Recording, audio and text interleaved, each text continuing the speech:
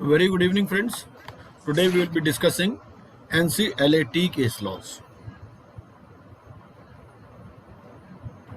ये पहला केस था इसमें Edelweiss Asset Reconstruction Company versus Synergy Dooray Automotive Limited and others. ठीक है, इसमें क्या था, जो रेजोल्यूशन एप्लीकेंट था वो इसकी एक रिलेटेड पार्टी थी, सिनर्जी डूरे की, सिनर्जी कास्टिंग। ठीक है, अब सिनर्जी कास्टिंग ने क्या किया, सिनर्जी कास्टिंग ने अपना डेट जो है वो असाइन कर दिया मिलेनियम फाइनेंस के फेवर में। ठीक है, तो क्वेश्चन इसमें ये आया कि एक तो असाइनमेंट ऑफ डेट को चैलेंज किया गया कि भाई अगर असाइनमेंट ऑफ डेट होता है तो उससे अगर किसी फाइनेंशियल क्रेडिटर के या रेजोल्यूशन एप्लीकेंट के वोटिंग राइट्स पर फर्क पड़ता है। ठीक है, तो वो जो असाइनमेंट किया गया तो एडलवाइस ने ये एलेज किया कि भैया मेरी जो है वोटिंग पावर को कम करने के लिए ये काम किया गया है। ठीक है, this assignment has been done with an ulterior motive. तो एक तो इसमें असाइनमेंट ऑफ डेट को चैलेंज किया गया और फिर चैलेंज किया गया मर्जर और एमलगमेशन को। ठीक है, इसमें जो एनसीएलटी का ऑर्डर था 2 अगस्त का अप्रूविंग रेजोल्यूशन प्लान, इसको 2 ग्राउंड्स पे चैलेंज किया गया। पहला तो ये कहा गया कि भैया ऐसे है कि जब ये सीका आया, ठीक है, तो सिनर्जी कास्टिंग लिमिटेड जो रिलेटेड पार्टी थी सीडी की, उसने अपना डेट जिसमें 78% वोटिंग पावर बनती थी एक एनबीएफसी को असाइन कर दिया। ठीक है, तो हमें मालूम ही है कि कोई भी जो फाइनेंशियल क्रेडिटर है अपना डेट असाइन कर सकता है। ठीक है, दूसरे क्रेडिटर को या कोई ऑपरेशनल क्रेडिटर भी फाइनेंशियल क्रेडिटर को असाइन कर सकता है, कोई इशू नहीं। ठीक है, तो 78% जो वोटिंग पावर थी उसमें उसने सिनर्जी कास्टिंग ने, जो एक रिलेटेड पार्टी थी सिनर्जी डूरे की, उसने अपना डेट एक एनबीएफसी को असाइन कर दिया, उसका नाम था मिलेनियम फाइनेंस लिमिटेड। ठीक है, विद द अल्टीरियर मोटिव, ये एलिगेशन है कि इसका अल्टीरियर मोटिव था कि भैया ये जो एडलवाइस है इसकी वोटिंग पावर कम हो जाए, वोटिंग शेयर कम हो जाए, और ये असाइनमेंट एडलवाइस ने कहा कि इलीगल है। ठीक है, तो एनसीएलएटी ने कहा कि भाई जो अपेलेंट है, जो एडलवाइस है, it does not have any locus standing to question those documents in the insolvency proceedings initiated under INB code. तो आईबी कोड में ये जो इनको चैलेंज किया गया है इसका कोई लोकस स्टैंडिंग नहीं। भाई ऐसा है, सिनर्जी कास्टिंग जो है वो अपना डेट असाइन कर रही है। ठीक है, एयर कंडीशन में आराम से बैठ सी टाइम। हाँ, तो थोड़ा म्यूट कर लीजिए अपने को प्लीज, नहीं तो मैं सबको म्यूट कर देता हूँ।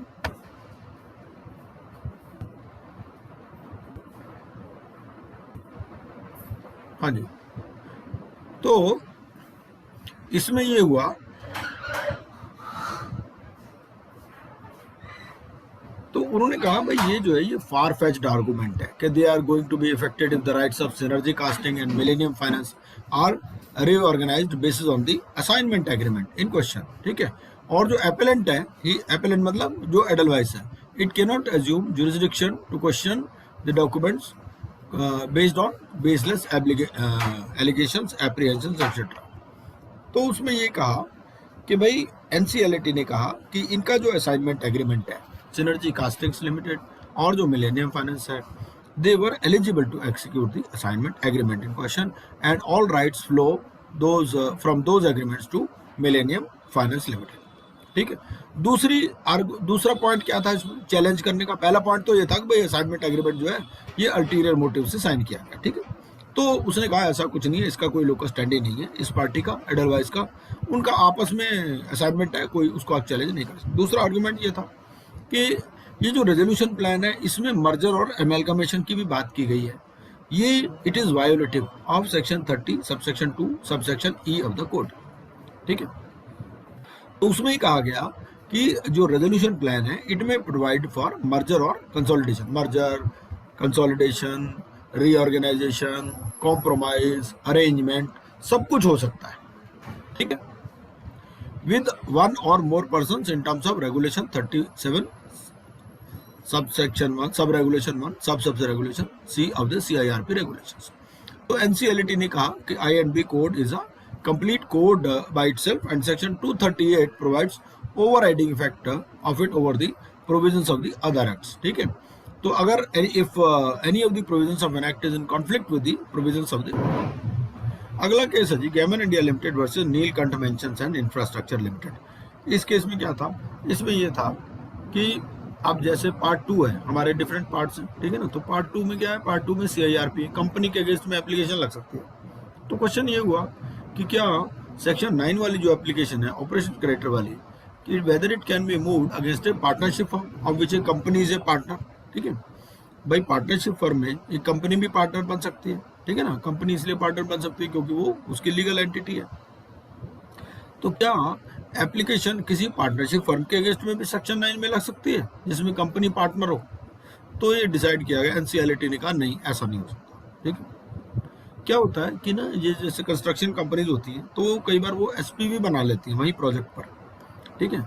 वो स्पेशल पर्पज व्हीकल बना लेती है, उसमें कई बार कंपनी को भी पार्टनर बना लेती है, ठीक है ना। एक पार्टी को कॉन्ट्रैक्ट मिला होता है, दूसरी कंपनी उसको एग्जीक्यूट करना चाहती है, वो दो आपस में एक स्पेशल पर्पज व्हीकल बना लेती है। उसके कई पर्पज होते हैं, एक तो ये कि टैक्स लायबिलिटी वहीं पर ही डिसाइड हो जाए, दूसरे चीज़ों में ट्रैवल ना करें, ठीक है ना। दूसरा फिर प्रॉफिटेबिलिटी भी वहीं से अलग से असेस हो जाए। तो कई पर्पज उसके रहते हैं और कंस्ट्रक्शन प्रोजेक्ट्स में आम बात है। तो इसमें गैमन इंडिया ने एक पिटीशन फाइल की under section 433 and 434 against Neelkanth for winding up due to default. ठीक है, ये उससे पहले का केस है, IBC आने से पहले। ठीक है, तो जब IBC आ गया तो ये केस जो है ये NCLT को ट्रांसफर हो गया परसेंट टू रूल 5, ठीक है, जिसमें ट्रांसफर ऑफ प्रोसीडिंग्स की बात की गई है। इसमें हुआ क्या था कि पार्टनरशिप थी between Gammon India and Neelkanth mentions and infrastructure limited, ठीक है, तो which was named as Gammon Neelkanth realty corporation. तो गैमन इंडिया ने एप्लीकेशन फाइल कर दी अंडर सेक्शन 9, तो NCLT ने रिजेक्ट कर दी कि भाई application is not maintainable against a partnership. तो इशू क्या था कि whether section 9 petition is maintainable against one of the partners of the partnership, क्योंकि एक पार्टनर इसमें कंपनी थी, ठीक है ना। तो it was held that application under section 9 of IBC is initiated against one of the partners as corporate debtor, it is not maintainable as petition is filed against the partnership in which such company is a partner, ठीक है। And petition under section 9 is not maintainable against one of the partner of the partnership. अगला case इसमें आता है SC Sekaran versus Amit. ऐसा है, एक बार पूरे सारे केस देख लेते हैं, फिर हम इसको अलग से डिस्कस कर लेंगे, ठीक है। सेक्शन ये केस 7 क्या है, SC Sekaran versus Amit Gupta and others. इसमें सेक्शन 40 से रिलेटेड केस है। तो इसमें क्या हुआ कि NCLT रिकमेंडेड लिक्विडेशन, क्योंकि कोई भी रेजोल्यूशन एप्लीकेंट नहीं आया था and resolution applicant had withdrawn their offer, ठीक है। तो NCLT ने उस डिसीजन में तो कोई इंटरफेयर नहीं किया कि भाई लिक्विडेशन NCLT ने ऑर्डर किया है। तो NCLT ने कहा कि भाई जब लिक्विडेट करते हो तो you should explore possibilities under section 230 also. 230 में क्या होता है, कोई स्कीम ला सकते हैं जो शेयर होल्डर्स हैं या जो क्रेडिटर्स हैं कंपनी के, ठीक है। वो कॉम्प्रोमाइज और अरेंजमेंट्स वाले सेक्शन में हमने डिटेल में डिस्कस किया था जब कंपनीज एक्ट हमने डिस्कस किया था। तो NCLT ने कहा कि भाई जब आप लिक्विडेट करते हो, ठीक है ना, तो you should take steps under section 230 also. So section 230 is a mechanism to ensure institutional settlement of disputes between creditors and the company.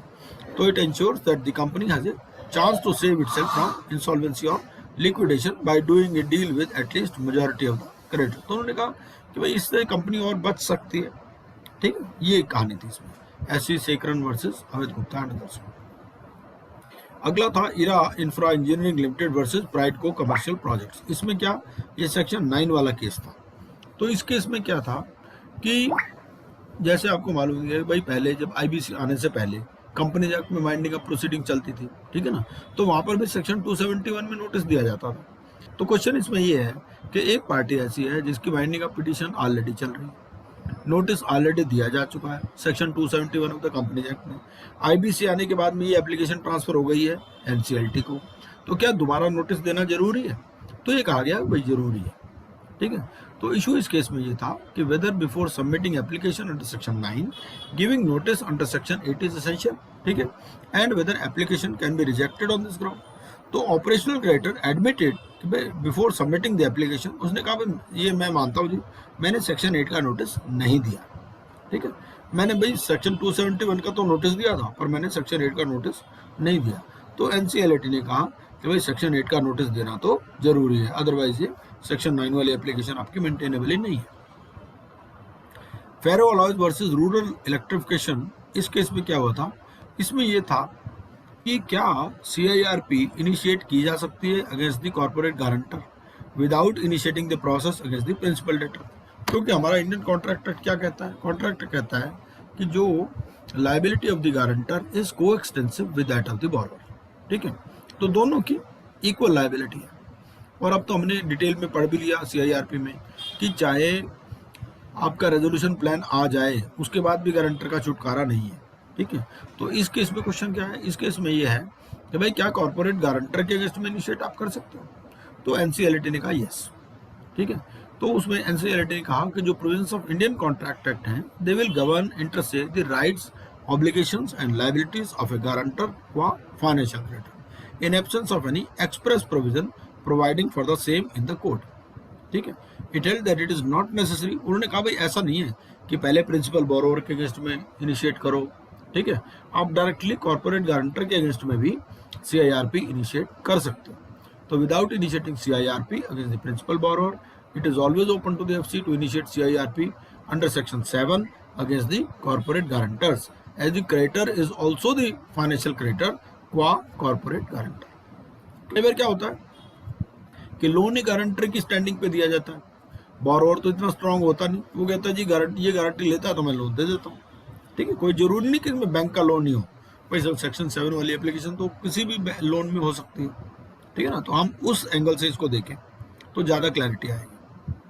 और कई बार क्या होता है गारंटर के पास प्रॉपर्टी होती है, बोरोवर के पास प्रॉपर्टी नहीं होती, तो वो जो लेंडर है वो अपनी ऑप्शन देखेगा फाइनेंशियल क्रेडिटर, भाई किससे मुझे ज़्यादा रिकवरी हो सकती है। तो इशू इसमें ये आ गया। और भी कई इश्यूज थे, एक तो ये कि जो सस्पेंडेड बोर्ड ऑफ डायरेक्टर्स हैं whether they can file appeal against the order of NCLT और power of adjudicating authority with respect to disputes, ठीक है। तो इसमें यह भी कहा गया कि जो सस्पेंडेड बोर्ड ऑफ डायरेक्टर्स हैं they do not have any right to move an application on behalf of the corporate debtor, ठीक है, although it is open to the director और shareholder to challenge the admission of petition under IBC। दूसरा, जो consortium members हैं they have role only after they file claim, their claim are admitted and they become members of COC, and adjudicating authority does not have any jurisdiction to decide any disputed question or claim based on evidence। और भी चीज इसमें कहा गया कि adjudicating authority is required to satisfy itself about existence of debt more than ₹1 lakh and the party has defaulted and application if complete, ठीक है, whether it is maintainable। तो यही चीजें उनको देखनी है कि भाई डेट था 1 लाख से ज़्यादा था जो इनिशियल था अमाउंट, अब 1 करोड़ हो गया, ठीक है, पार्टी ने डिफॉल्ट किया और एप्लीकेशन कंप्लीट है, अगर हो गया तो सेक्शन 7 की एप्लीकेशन एडमिटेड, ठीक है ना। तो आप गारंटर के अगेंस्ट में भी इनिशिएट कर सकते हो। अगला केस था इसमें doctor Vishnu Kumar Agarwal versus Piramal enterprises. इसमें क्या था, इसमें क्वेश्चन ये था कि whether CIRP can be initiated against 2 corporate guarantors simultaneously for the same set of debt and default. 2 guarantor हैं तो क्या दोनों गारंटर के अगेंस्ट में इनिशिएट कर सकते हैं, ठीक है। तो एनसीएलटी ने कहा कि भाई NFC cannot file claim for the same debt in 2 separate CIRPs and therefore 2 applications cannot be admitted against the same default. उन्होंने कहा भाई आप एप्लीकेशन लगा तो सकते हो, ठीक है, देखो लगा तो सकते हो दोनों गारंटर के, लेकिन एक की एडमिट हो गई, भाई डेट तो एक ही है ना आपका, डेट तो डबल नहीं है। तो एनसीएलटी ने कहा कि FC cannot file claim for the same debt in 2 separate CIRPs and therefore 2 applications cannot be admitted against the same default. It held that there is no bar in the code for filing simultaneously 2 applications। 2 application आप लगा सकते हो section 7 में, लेकिन एक आपकी admit हो गई तो दूसरी आपको विड्रॉ करनी पड़ेगी, ठीक है। However, once an application filed under section 7 is admitted, जो अगर आपकी चाहे बोरोवर के अगेंस्ट में एक्सेप्ट हो जाए या कॉर्पोरेट गारंटर के, ठीक है ना, तो जो सेकंड एप्लीकेशन है by the same applicant for the same set of claim and default it can not be admitted against the other, ठीक है। ये लगाने पे कोई बार नहीं है, एडमिट अगर एक हो गई तो दूसरी वाली विड्रॉ करनी है, ठीक है। Further, though there is a provision to file joint application under section 7 by the FCs, no application can be filed by them against 2 or more CDs on the ground of joint liability. ठीक है, तो issue क्या था इसमें? Issue ये था कि whether CIRP can be initiated against corporate guarantor if principal borrower is not a corporate person. ठीक है, गारंटर जो है वो कॉर्पोरेट पर्सन है, प्रिंसिपल बोरोअर कॉर्पोरेट पर्सन नहीं है, तो कर सकते हैं? यस, कर सकते हैं।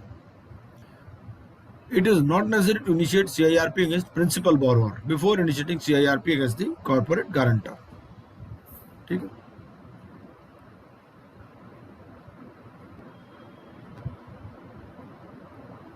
अगला केस देखते हैं।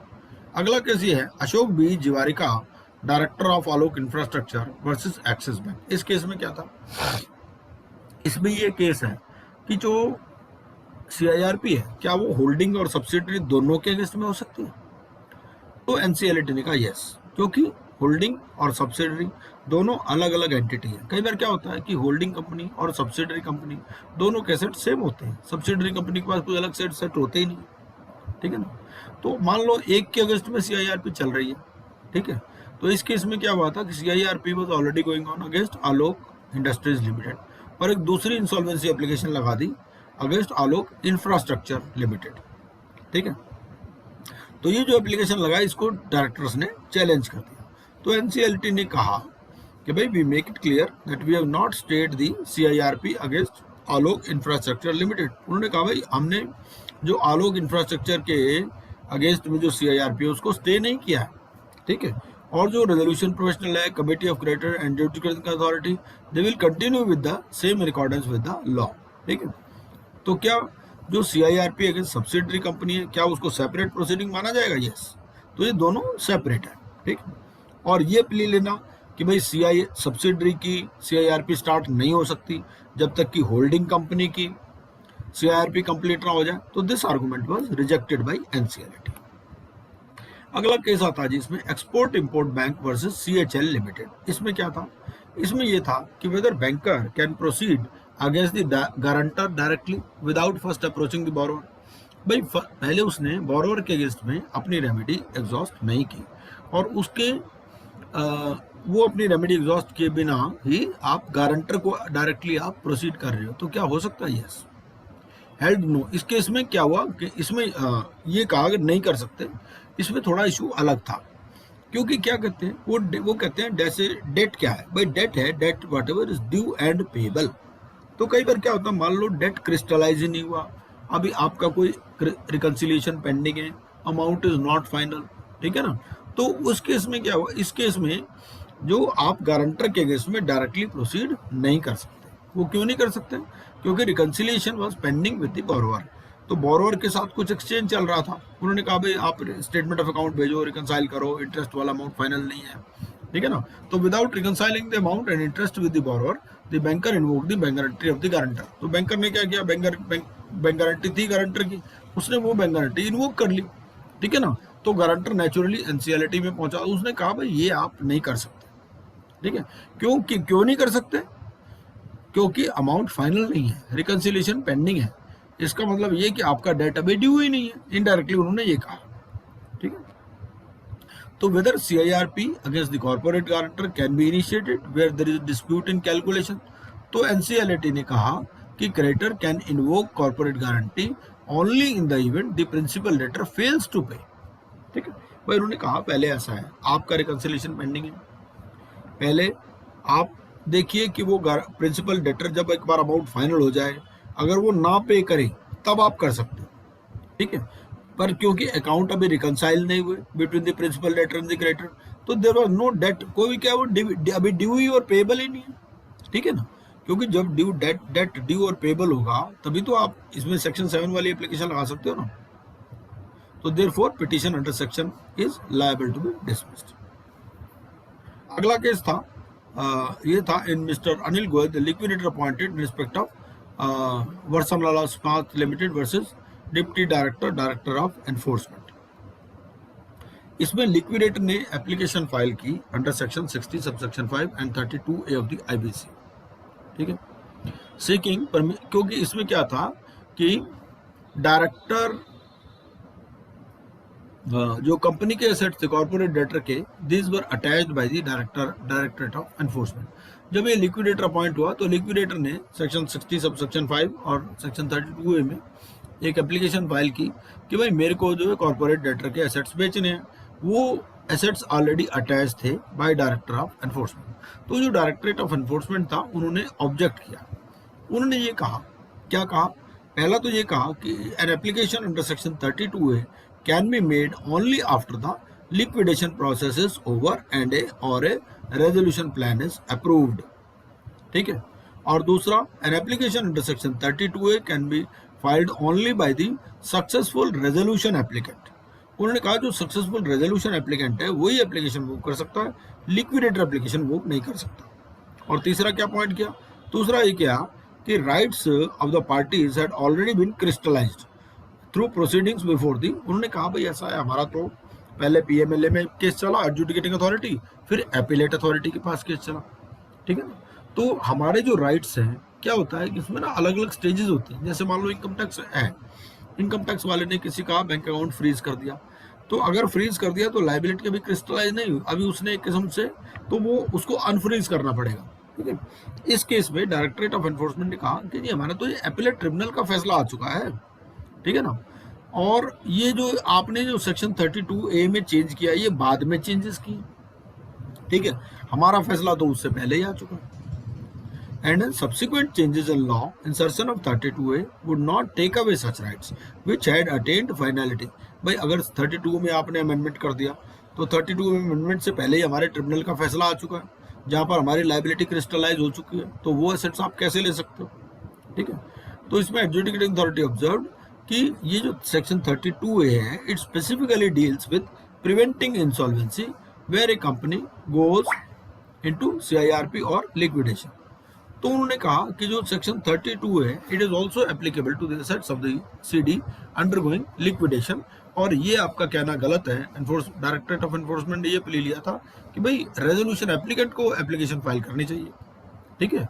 और लिक्विडेटर एप्लीकेशन फाइल नहीं कर सकता। तो इसमें अथॉरिटीज ने ये कहा कि भाई लिक्विडेटर भी एप्लीकेशन फाइल कर सकता है।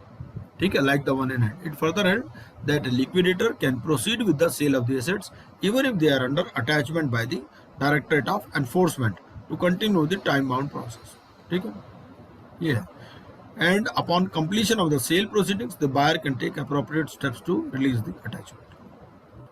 अगला केस था संतोष वसंतराव वालोकर वर्सेस विजय कुमार वी अय्यर। इस केस में क्या था, इसमें यह था कि भाई अगर मान लो रेजोल्यूशन प्लान अप्रूव हो जाए, उसके बाद में कोई क्लेम आए, उसका क्या होगा।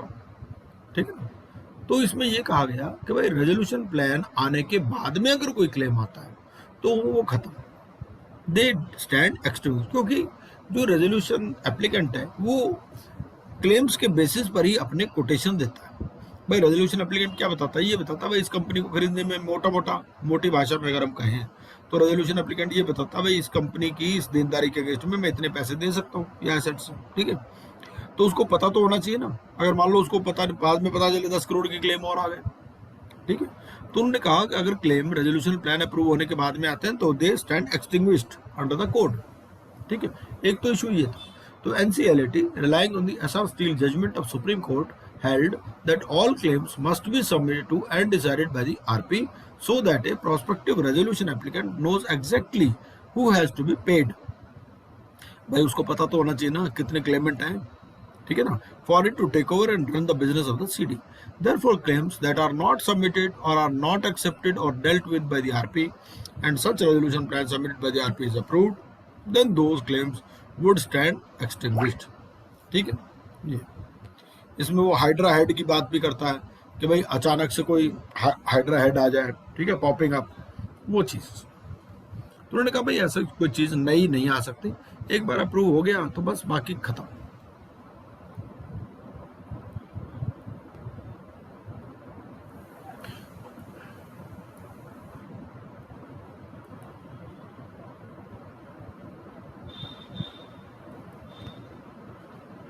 ये उसी से रिलेटेड है पहले वाले से।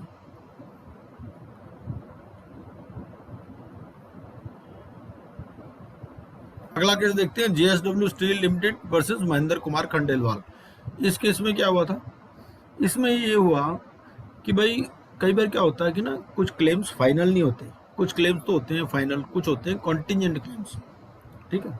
जैसे हमारे नोट्स टू अकाउंट में कॉन्टिजेंट लायबिलिटीज दी होती हैं, तो उनमें क्या डिस्टिंक्ट ट्रीटमेंट हो सकता है, डिफरेंट ट्रीटमेंट हो सकता है? क्वेश्चन इसमें ये था। तो ये JSW steel limited versus Mahendra Kumar Khandelwal, differential treatment was given in the resolution plan in respect of payment to OCs whose claims were contingent, ठीक है भाई। कुछ के क्लेम्स क्रिस्टलाइज थे, कुछ के क्लेम कॉन्टिजेंट थे, तो उसमें दोनों को डिफरेंशियल ट्रीटमेंट दिया गया। तो एनसीएलटी ने कहा कि the appellant who claims to be OC but his claim has not been crystallized which made him contingent creditor and as such he cannot claim equitable treatment with others। तो उन्होंने कहा ये डिफरेंशियल ट्रीटमेंट सही है, इसमें कोई दिक्कत नहीं है, ठीक है। तो जो क्रिस्टलाइज क्लेम्स हैं और जो कॉन्टिजेंट क्लेम्स हैं, अगर उनमें कोई डिफरेंट ट्रीटमेंट दिया गया है बाय रेजोल्यूशन एप्लीकेंट, तो then it is perfectly in order.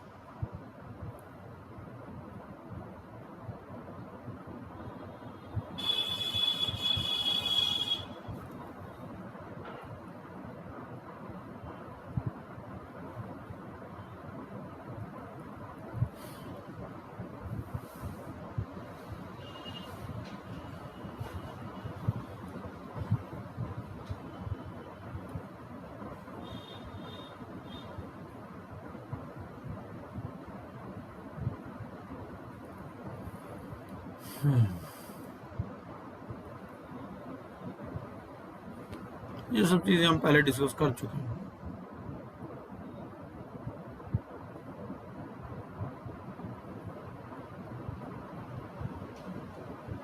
अगला केस आता है फ्लैट बायर्स एसोसिएशन वर्सेस उमंग रियल टेक। ये वाला केस जब आशीष मगीजा सर आए थे उन्होंने डिस्कस किया था, हमने भी अलग से डिस्कस किया था इसको। तो एनसीएलटी ने इसमें ये कहा कि भाई जो सीआईआरपी है against a real estate project, ये प्रोजेक्ट स्पेसिफिक है। क्योंकि क्या होता है, एक मान लो डेवलपर है, ठीक है, उसकी कंपनी तो एक है, अब वो 10 प्रोजेक्ट बना रहा है, ठीक है। 10 प्रोजेक्ट में 9 सक्सेसफुल चल रहे हैं, मान लो एक प्रोजेक्ट में डिफॉल्ट है, ठीक है।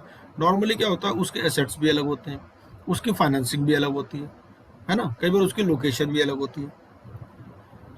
तो एनसीएलटी ने इसमें ये कहा कि जो सीआईआरपी है against real estate corporate debtor, it is project specific. उन्होंने कहा कि भाई हमें उसी प्रोजेक्ट को ही की वैल्यू को ही मैक्सिमाइज करना है, ठीक है।